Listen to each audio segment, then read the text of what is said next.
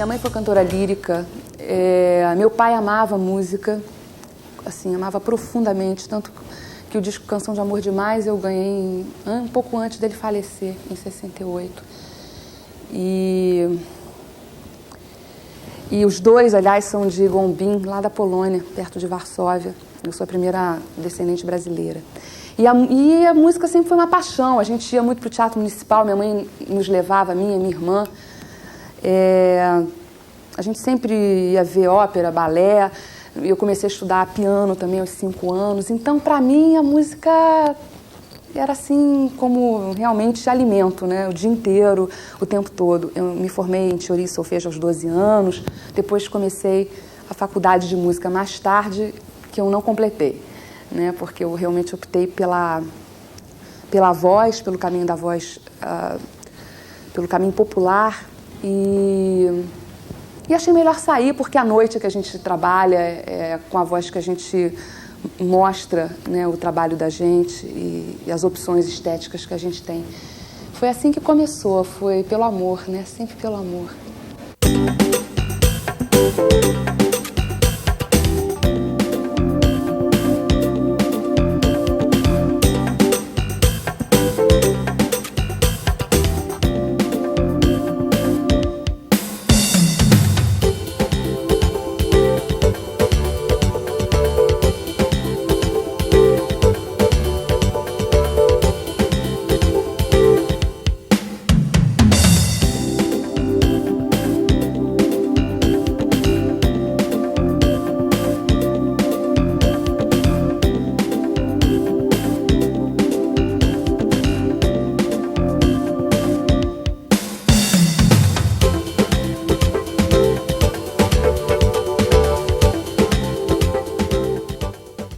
Como eu ouvi Elisete Cardoso e Elis Regina, meu Deus, né? Mas eu ouvi demais, assim. Milton eu ouvi muito na minha adolescência, Os Mineiros, Chico.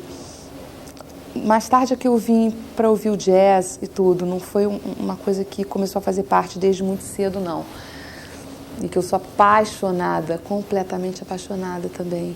Eu gostaria até de falar mais um pouco por uma questão assim de um carinho profundo que eu tenho pela Elisete, porque em termos orgânicos a Elisete era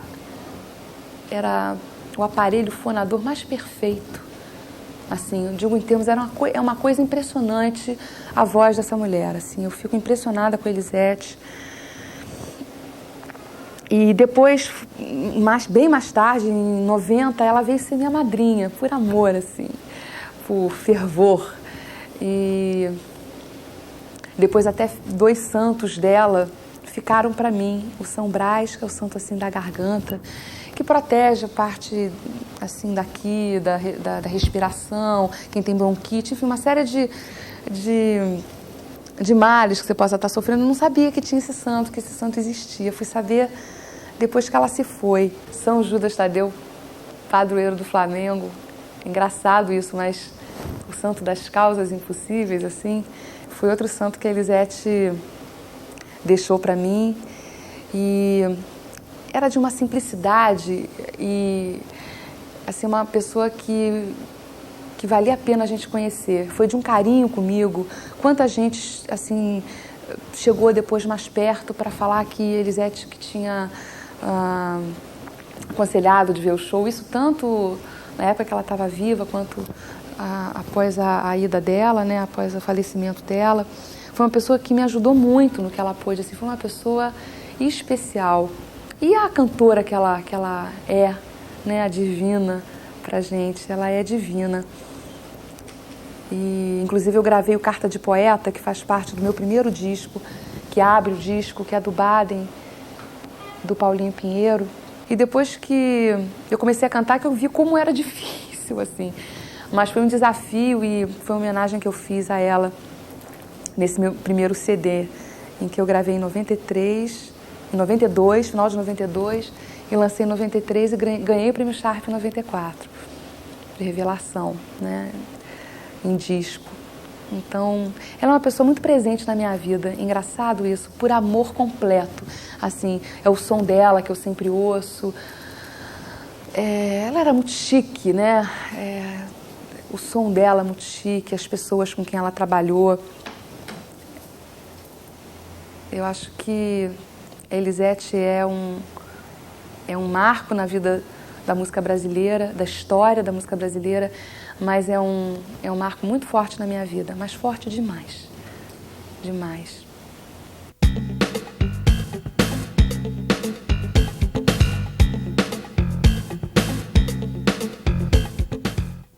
Inclusive, eu acho às vezes muito chato as pessoas que... um pouco engraçado quando as pessoas falam assim, mas você é muito técnica. Eu não acho, eu acho que a gente estuda até essa coisa do canto porque é essencial estudar, é essencial. Principalmente na maturidade, assim, com a coisa do orgânico da voz, né? Tudo é músculo, né? Faz parte de você. Então, a gente precisa cuidar muito do que é nosso. Né? Diferente do instrumento que você pode comprar, trocar. Se bem que é também uma coisa também delicada, porque você se apega muito no instrumento, no corpo. Ele tem um som, ele tem uma qualidade que você procura. É por isso que você compra aquele instrumento. Então, ele fica seu, ele tem o teu som. Às vezes é difícil, você está no lugar, você quer tomar gelado, sair um pouco dessa rotina do cuidado, né? Tá perto de muito vento, tá no ar-condicionado muito forte, mas muito forte mesmo, tá viajando, então você tem que você precisa tomar certos cuidados para manter ela jovem, assim, com frescor, não é nem jovem, com frescor, com vigor, não é? Com exercícios, e para depois você esquecer desses exercícios e fazer a música, fazer o som, né?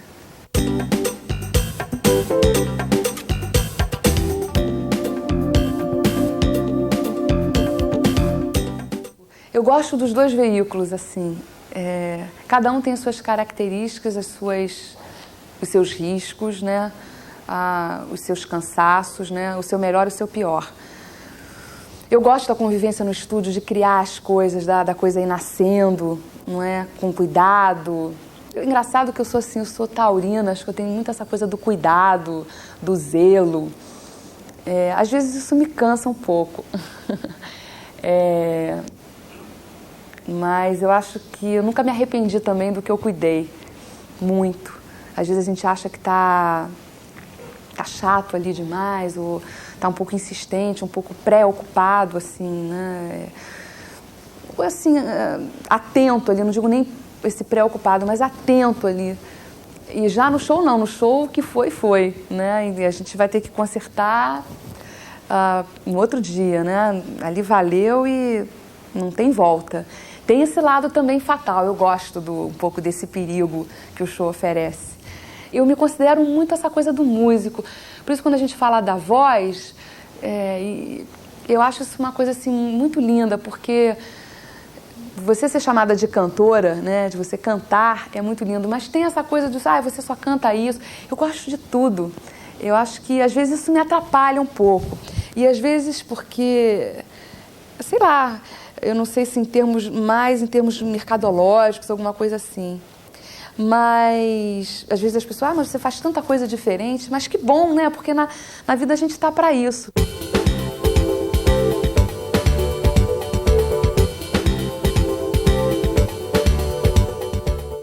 O Tom é um cara que está no meu coração, né?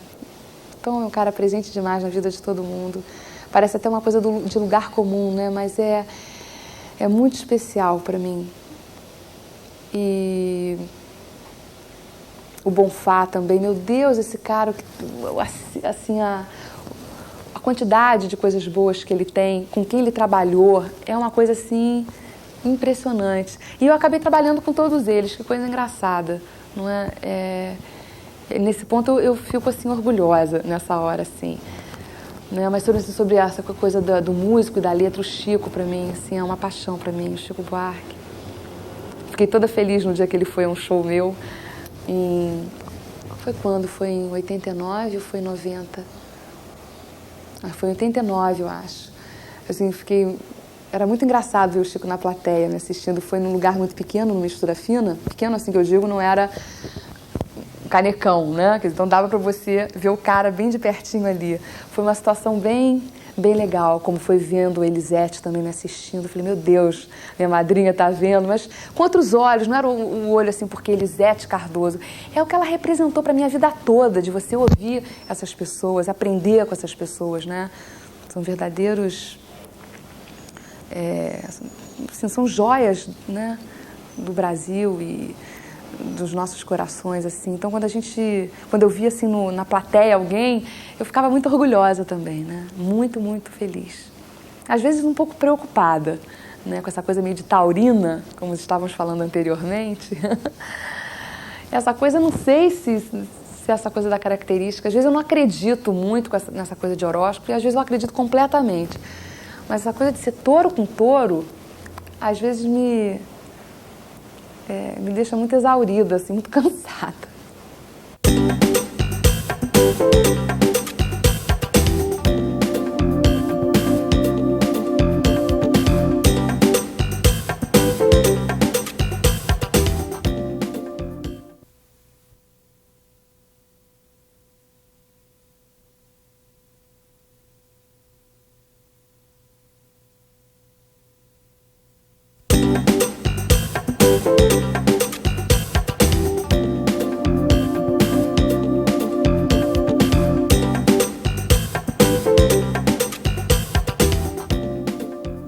A minha infância foi uma infância um pouco sacrificada. Tive, assim, na minha família, assim, teve muita doença, coisa de, assim, de muita morte, umas coisas meio tristes, assim, que aconteceram, né? Meu pai faleceu também.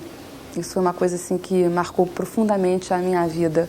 Assim, acho que uma coisa que foi a CDC, né? O falecimento do meu pai. Essa coisa da infância. Mudou muito assim, a minha vida depois que ele se foi. Engraçado essa história, né? De como é que bate isso na infância. Mas a música sempre engraçado, né? Agora estou voltando a ela. A música sempre foi uma companheira para mim. Em momentos bons e momentos difíceis também. Então, assim, a minha infância também foi muito gostosa por um outro lado, porque... frequentei uma boa escola, o Colégio Betânia, era uma escola muito, muito gostosa, muito boa de se ir. Então também era uma outra atividade que era bastante razoável para mim. Mas eu nunca fui de me afundar muito em livros, eu sempre tive atividades artísticas. Minha mãe sempre me levava para tudo que estava acontecendo. Eu já fazia parte com essa coisa de grupo de teatro. A Bruxinha que era boa, a gente já atuava, né? Eu sou de Niterói. Sou papagoiaba. E a minha infância foi muito delicada. Foi uma infância, assim, que eu posso dizer. E a adolescência também. Mas acho que muito mais por um motivo interno já. Eu acho que eu fiquei muito para dentro na minha adolescência. E fui... Enfim... Fiz a área de humanas também, mas eu já estava já perdidamente apaixonada pela música. Então eu ficava estudando nos intervalos das aulas, fazia parte do coral do Centro Educacional de Niterói, que é um coral super bacana, que até hoje está aí, do professor Hermano Soares de Sá, que foi a minha primeira experiência forte na música, assim, e uma experiência coletiva, muito legal essa coisa do coral. Então a gente cantou muito na Sala Cine Meirelles, fomos para a Europa, com 15 anos fui para a Europa, para lá, imagina, né, para Aberdeen, com festivais, sabe, de corais. Então a gente conheceu muita gente, muito coral. Foi uma experiência muito boa. A música sempre presente. Engraçado agora eu falando nesse programa e vendo que a música sempre foi minha companheira. E eu dela também.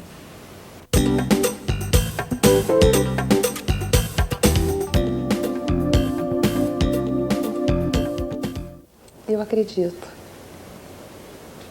Eu acredito na vida, eu acredito no amor.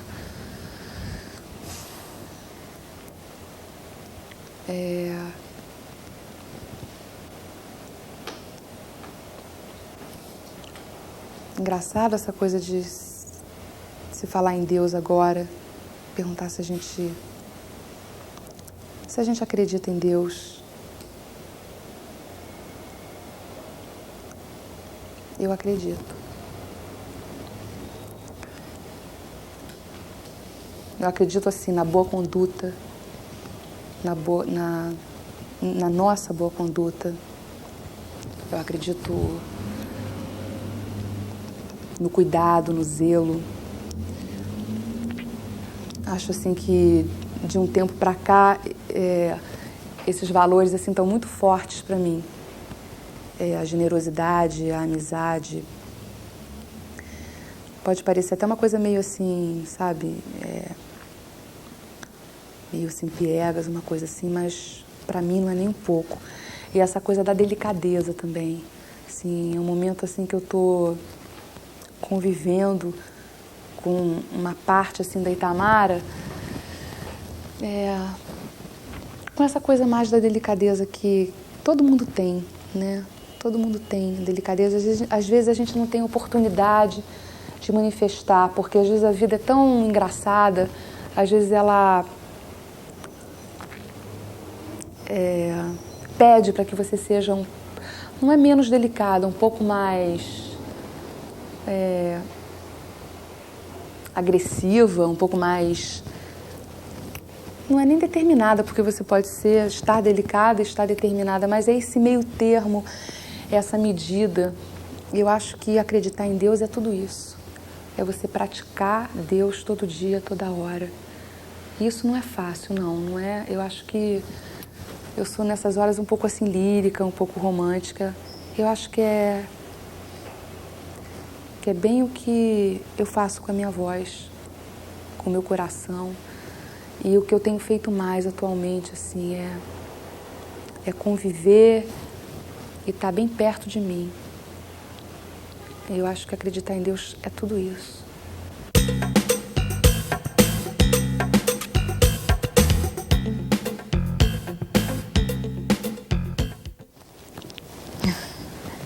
Eu vou falar uma coisa agora, assim, que pergunta íntima é essa. Eu acho uma pergunta muito íntima. Se eu me considero uma pessoa feliz? Às vezes sim, às vezes não. Eu acho que eu estou em busca disso.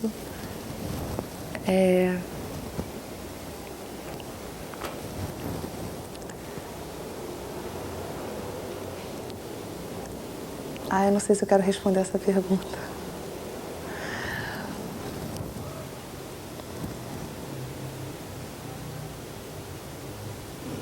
Dá uma paradinha nela. São ciclos, acho que, da vida. Eu acho que é a coisa do ciclo da vida. Eu estava falando isso outro dia, em que tem uma parte assim da vida, um momento que a gente aprende mais a cantar. Tem uma hora que a gente aprende mais a cantar com a vida. Uma coisa vai levando a outra, vai puxando a outra. E eu sinto que esse é um momento muito mais pessoal meu agora. É uma fase minha assim de crescer ainda mais como pessoa, para a gente poder ser mais feliz e ter alegria constantemente, né, do lado da gente. Porque eu acredito nisso também. Eu acredito nessa presença da alegria, da felicidade, da leveza, assim. Isso é uma coisa que eu tô buscando todo dia na minha vida.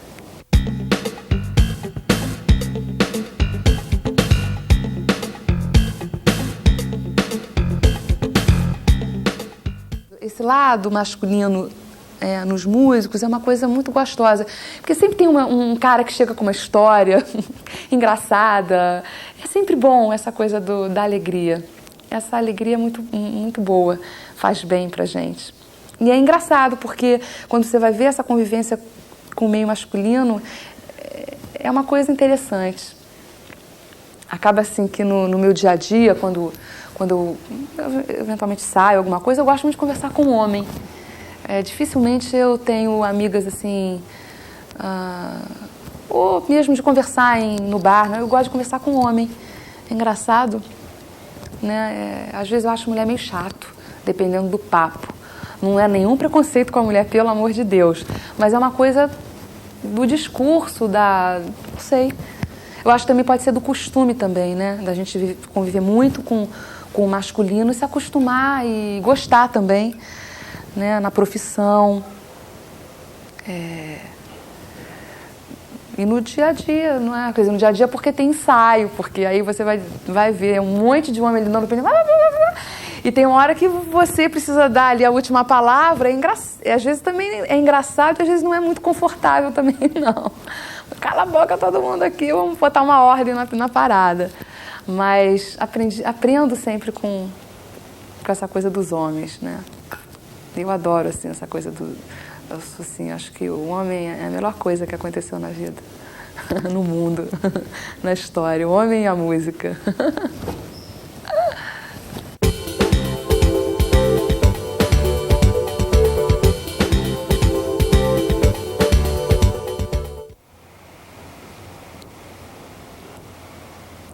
Peraí, dá uma paradinha. Que pergunta, hein, rapaz? Você é danado. Eu acho que a Itamara Corax é a Itamarinha da minha mãe, Itamara Yarlicht. Assim, acho que nenhuma pessoa jurídica sobrevive sem uma pessoa física, no mínimo, assim, sustentável, assim. Eu não sei se me faço compreendida, mas é no sentido, assim, de que eu não estou realmente preocupada muito com a Itamara Corax. Eu acho que ela sempre vai se pronunciar melhor, sempre vai se mostrar melhor, vai trabalhar melhor quando a Itamara Yarlicht estiver sempre bem, assim, como eu estou, né, harmonizada, buscando outros caminhos, sons, né, porque a gente todo dia busca essa coisa da música, do som, né? São ciclos na vida da gente que passam e às vezes a gente fica querendo saber para onde a gente está indo, né? Para onde que a música está levando, a vida está, para onde a gente está querendo ir também, não é? O livre-arbítrio nessa história toda. Porque eu já trabalhei também com tantos estilos e isso é uma coisa que só me faz enriquecer. E tem uma hora que eu fico assim por saber assim qual é a próxima parada. Mas a próxima parada, quem fala sempre é a Itamara Yarlicht.